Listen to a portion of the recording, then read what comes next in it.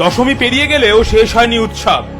কার্নিভালের সাজে মেতে উঠেছে রাজ্য, কিন্তু এই উজ্জ্বল আলোর আড়ালে ঢেকে রাখা যাচ্ছে না অন্ধকার বাস্তবকে। যেখানে আনন্দের উৎসব, সেখানে হাজার হাজার পরিবারের চোখে জল। মমতার সরকারের দুর্নীতির কারণে চাকরি গিয়েছে 26,000 শিক্ষক এবং অশিক্ষক কর্মী। শুধু তাই নয়, মৃত্যু হয়েছে 2 জন শিক্ষকের। আনন্দের এই দিনগুলিতে বিষাদের সুর এই পরিবারে, কিন্তু তাতে মাননি আর কি যায় আসে। পেটে লাথি মেরে আজ উনি নেচে বেড়াচ্ছেন কার্নিভালের মঞ্চে। উন্নয়নের বুলি শোনানো এই সরকার 14 বছরে একটা উন্নত রাস্তা পর্যন্ত দিতে পারেনি।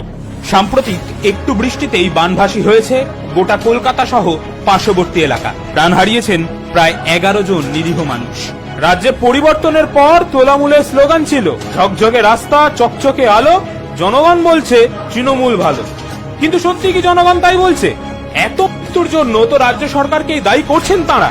প্রত্যেক বছরই মানুষের 1, 2, 3, 4 করে মৃত্যু ঘটে, সেই বিরুদ্ধে একটা আছে এবং কেএমসি আছে এবং সর্বোপরি রাজ্য সরকার। যেখানে সরকার কোটি কোটি টাকা খরচ করছে কার্নিভালের জন্য, সেখানে সাধারণ মানুষ পাচ্ছে না সুরক্ষা, পাচ্ছে না চাকরি, পাচ্ছে না ন্যায্য অধিকার। তাই হোক এই বছরের অঙ্গীকার 26-এ তোলামূল সরকারের বিসর্জন।